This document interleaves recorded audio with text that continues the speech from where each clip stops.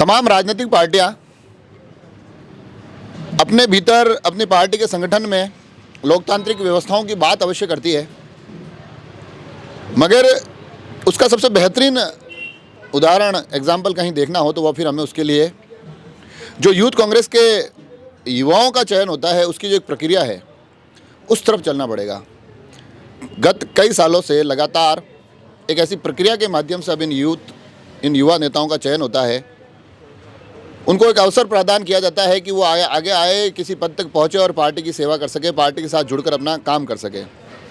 अभी हाल फिलहाल में कांग्रेस के इन युवा संगठनों में चुनावों का दौर जारी है, नामांकन का दौर जारी है, तो हमने सोचा क्यों ना इस प्रक्रिया से भी जुड़े इन तमाम जो युवा हैं उनसे बात करें। हम तो वैसे भी कोशिश करते हैं अमूमन कि युवाओं की आवाज़ बन सके, युवाओं की बात रखने का एक मंच दे सके। तो आज उसका एक पहला एपिसोड हम लेकर आए हैं। आगे कोशिश करेंगे और भी एपिसोड में और भी चेहरों के साथ आएंगे, मगर आज के इस एपिसोड में जो जिलाध्यक्ष के लिए जो लोग दावेदारी कर रहे हैं यूथ कांग्रेस में राजसमंद जिले से, वहाँ से काफ़ी नाम है, मगर उनमें से 3 नाम हम इस एपिसोड में लेकर आए हैं। अगर चेहरे देखें आप तो चेहरे तमाम आपको बड़े जाने पहचाने लगेंगे, राजसमंद एक्सप्रेस पर दिखाई देते हैं। मुकेश जी नायक हैं, पूर्व में प्रेसिडेंट रह चुके हैं आप कॉलेज के, इस बार जिला अध्यक्ष के लिए दावेदारी कर रहे हैं। इस तरफ आए नरेंद्र जी, हालांकि हाल फिलहाल जितनी सूचना मिली है अभी इन्होंने फॉर्म भरा नहीं है, पर मेरे ख्याल से शाम होते होते एक नाम इस दावेदारी की सूची में ये भी जोड़ी जाएंगे। जब कभी आप जाते होंगे मनोज टेलीकॉम, मतलब बड़ा ही चर्चित नाम है ये तमाम युवाओं के लिए तो। और फिर उसके आगे जो कुर्सी पर गनी भाई, ये भी लगातार, और मैं तमाम जितनी भी इस दौर में बातें कर रहा था लोगों से कि कौन कौन चुनाव लड़ रहा है, तो इनमें से इनका जवाब था कि भैया मैं तो पुरजोर दावेदारी कर रहा हूँ, और तमाम उस दावेदारी के तमाम गठबंधन को मजबूत करने की भी इनकी तरफ से कोशिश हो रही है। तो तीनों ही लोगों से बात करेंगे कि आखिर में ये चुनाव क्यों होते हैं, कैसे होते हैं, इनका कितना प्रभाव पड़ता है और ये इसकी तमाम प्रक्रिया क्या होती है। शुरुआत गनी भाई से ही करेंगे। क्या लगता है आपको, संगठन में इस प्रकार के चुनाव होते हैं तो ऐसा नहीं लगता है कि यार ये आपसी युवाओं में कहीं आपस की खींचतान तो नहीं हो रही है, या ऐसा है कि जो युवा अवसर नहीं मिल पा रहा है मगर इस प्रक्रिया के माध्यम से युवा आगे बढ़ पाएंगे? आपको दोनों में से क्या लगता है? तो मेरा ये मानना है कि हमारे कांग्रेस के युवा नेता आदरणीय राहुल गांधी जी ने ये सिस्टम आज से काफ़ी वर्ष पूर्व लागू किया, और इसलिए लागू किया कि युवाओं को आगे आने का मौका मिले। उसमें एक ये प्रक्रिया लागू की उन्होंने कि चुनाव के माध्यम से वो लोग आगे आए। 2 बार चुनाव हो चुके हैं, शायद ये तीसरा चुनाव है। पूर्व में भी मैं विधानसभा अध्यक्ष के लिए चुनाव लड़ा है, वर्तमान में मैं विधानसभा अध्यक्ष हूँ। ऐसा होना भी चाहिए, युवाओं में एक अपने आप को भी पता चले कि भाई अपनी एबिलिटी क्या है। अगर वो फाइट करके आते हैं, आपसी चुनाव है, इसमें हारने का तो कोई सिस्टम है नहीं। 25 जने तक कैंडिडेट अगर चुनाव लड़ते हैं तो कोई चुनाव नहीं हार रहा है, किसी न किसी को कुछ ना कुछ पद जरूर मिलता है। तो ये अच्छी प्रक्रिया है, चुनाव को अपनी प्रतिभा आगे लाने के लिए, अपना लक आजमाने के लिए, अपने आप को साबित करने के लिए एक अच्छा मौका है।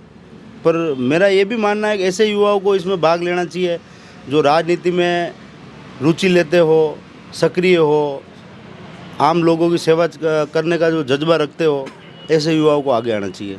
आप बता रहे हैं, मगर क्योंकि इसका जो दूसरा पहलू मैं बता रहा हूँ, ऐसा नहीं लगता है क्योंकि आप तीनों लोग एक दूसरे से मिलते हैं रोज़, फिर अचानक ही ऐसा हो गया कि यार चलो अब तो हम एक दूसरे के सामने चुनाव लड़ रहे हैं, और फिर कहे कि यार ये मेरे सामने आके खड़े हो गए, अब मैं इनसे बात नहीं करूँगा, ऐसा कोई मनमुटाव वाली स्थिति नहीं होती?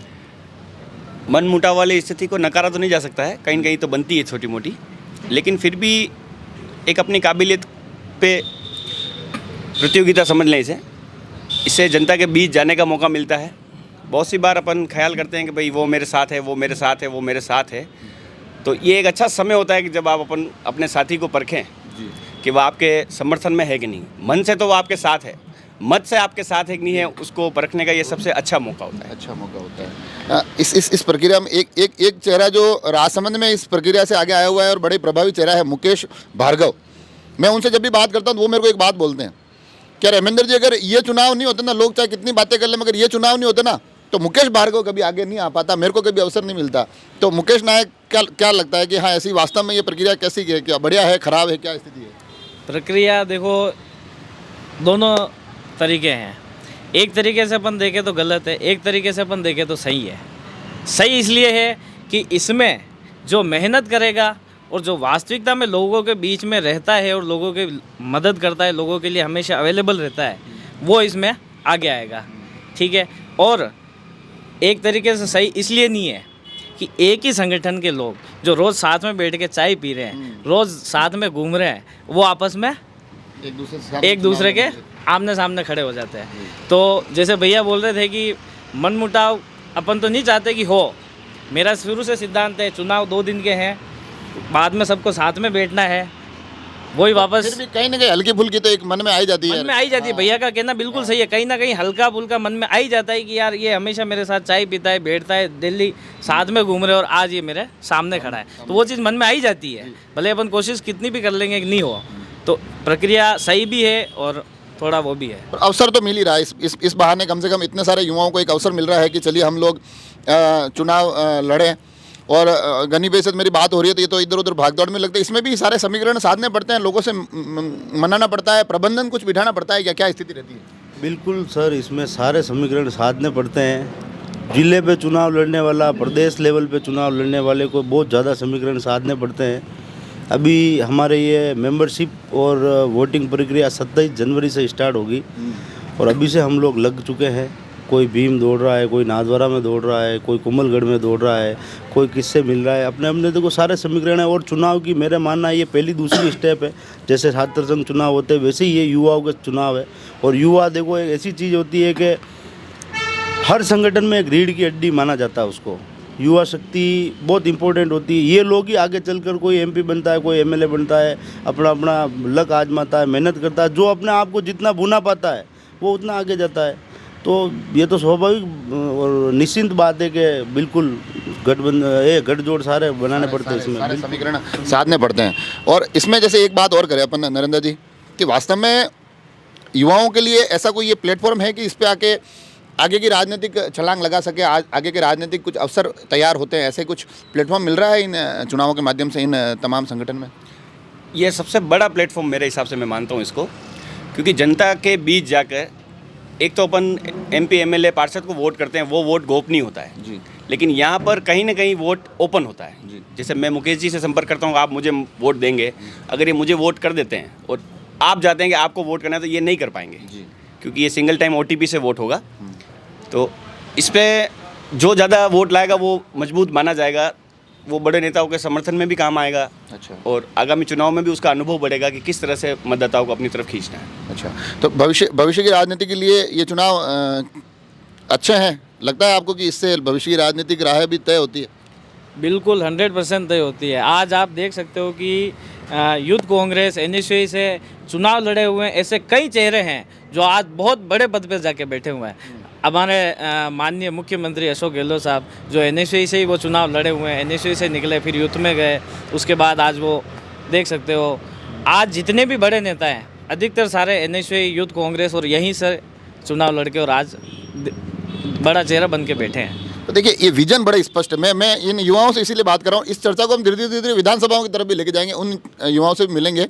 मगर गनी भाई से मैं जानूंगा यार, विपक्षी पार्टियों से चुनाव लड़ना ज़्यादा आसान है या ये आपस में ज़्यादा लड़ना आसान है? ये बताओ मेरे को, या ज़्यादा मुश्किल कौन सा है? बहुत मज़ेदार सवाल है आपका। दोनों चीज़ है, पर मेरा ये मानना है कि विपक्षी पार्टी से चुनाव लड़ने से ज़्यादा ये कठिन काम है, क्योंकि ये अपने लोगों से ही लड़ना पड़ता है इसमें।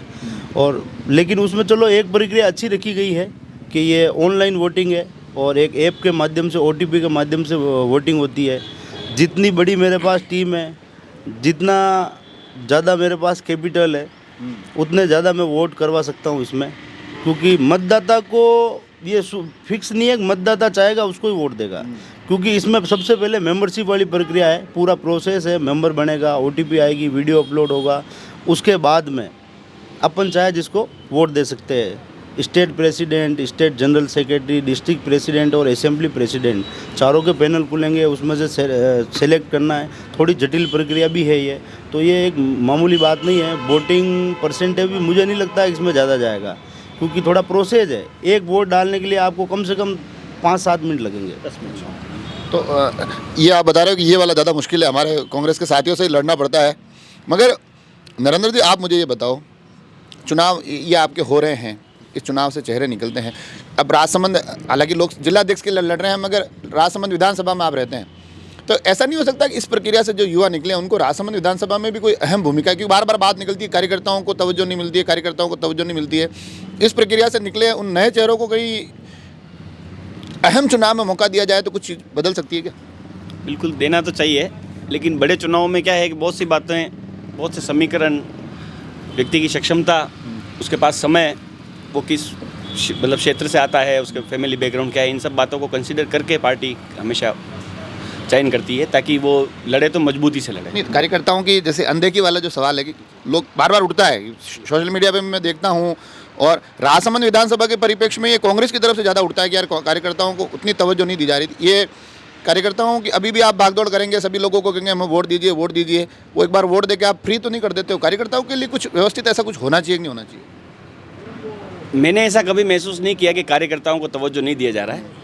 जो कार्यकर्ता पार्टी के लिए उचित समय, ऐसा तो नहीं कहेंगे कि दिन भर वो पार्टी के लिए दौड़े, लेकिन जब पार्टी को ज़रूरत है, संगठन को ज़रूरत है, बड़े नेता को ज़रूरत है, अगर वो समय दे रहा है उसको कभी नहीं नकारा जाता है, सारे उसके काम किए जाते हैं।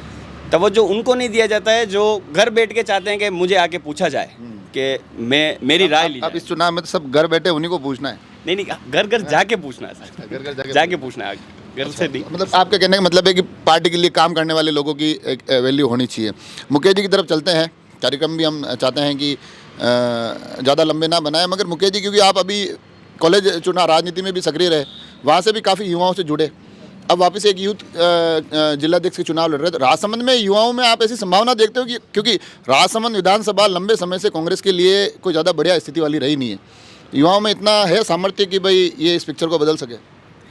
सर सबसे पहली बात तो ये है कि मैं ये जो चुनाव लड़ रहा हूँ, ये जो मेरा जो फ्रेंड सर्कल है, जो मेरे दोस्त हैं, उनके कहने पे लड़ रहा हूँ मैं। क्योंकि जब हम दोस्त तो अब आगे करके हट जाते हैं कई बार। नहीं सर, हम वैसे दोस्त रखते ही नहीं है ना, हम दोस्त वही रखते हैं जो मौके पे साथ खड़ा रहे, वो सिर्फ आगे करके पीछे से हट जाए, वैसे दोस्त रखते ही नहीं है। तो जो दोस्त हैं उनके कहने पे चुनाव लड़ रहे हैं और आगे देखते हैं अब क्या होता है। अब आखिर में तीनों से मैं एक ही सवाल पूछूंगा, आने वाले विधानसभा चुनाव में राजसमंद जिले में ये युवा कोई अहम भूमिका निभाएंगे?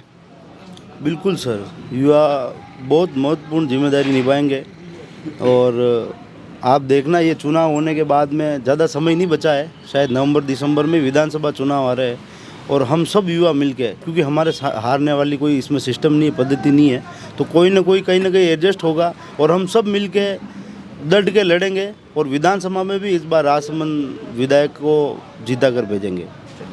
नरेंद्र जी, आने वाले चुनावों में युवा अहम भूमिका निभाएंगे या फिर वही कि यार मेरे जब चुनाव हुए तब गनी भाई मेरे सामने खड़े थे, तब अब मैं ये जा रहे हैं मैं तो नहीं जाऊँगा?